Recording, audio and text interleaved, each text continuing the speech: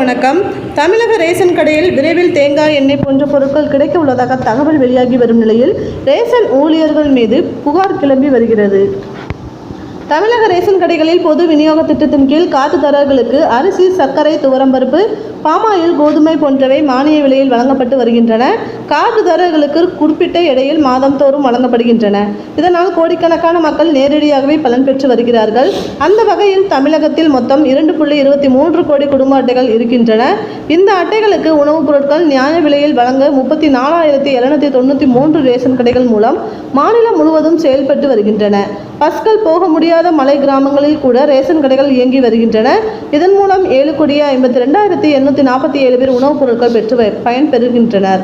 Ration கடைகளில் முறைகேடுகள் நடைபெறுவதை தடுப்பதற்காகவே கைரேகை முறையில் பொருட்கள் விநியோகிக்கப்படுகிறது. ஆனால் பிற பொருட்களை வாங்கினால்தான் அரிசி, கோதுமை, சர்க்கரை, பாமாயில் தருவோம் என்று சில ஊழியர்கள் கட்டாயப்படுத்துவதாக புகார்கள் அவ்வப்போது எழுகின்றன.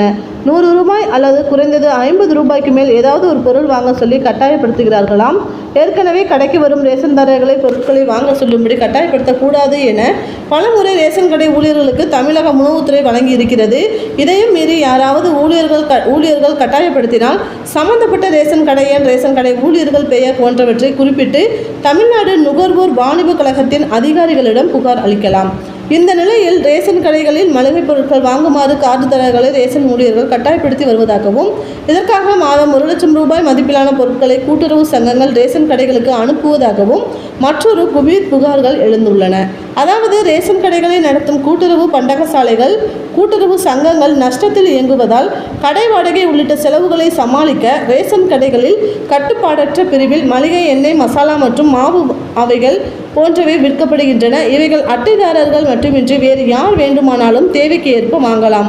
ஆனால் கட்டுப்பாடற்ற பொருட்களை கட்டாயப்படுத்தி விற்பதாக புகார்கள் எழுந்து உள்ளன. 200 ரூபாய்க்கு மளிகை பொருட்களை வாங்கினால்தான் அரிசி, சர்க்கரை வழங்கப்படும் என ரேஷன் ஊழியர்கள் சொல்கிறார்களாம். அப்படியே அவர்கள் தரும் பொருட்களும் தரமானதாக இல்லை, விலையும் அதிகம் என்கிறார்கள். எனவே கட்டுப்பாடற்ற பொருட்கள் அனுப்பும்போது ரேஷன் கடையில் உள்ள விற்பனை முனைய கருவியில் பதிவு செய்து விற்க அனுமதி வேண்டும். அப்போதுதான் பொருட்களின் விற்பனையில் வெளிப்படைத்தன்மை இருக்கும் என்று கேட்டுக்கொள்ளப்பட்டுள்ளனர்.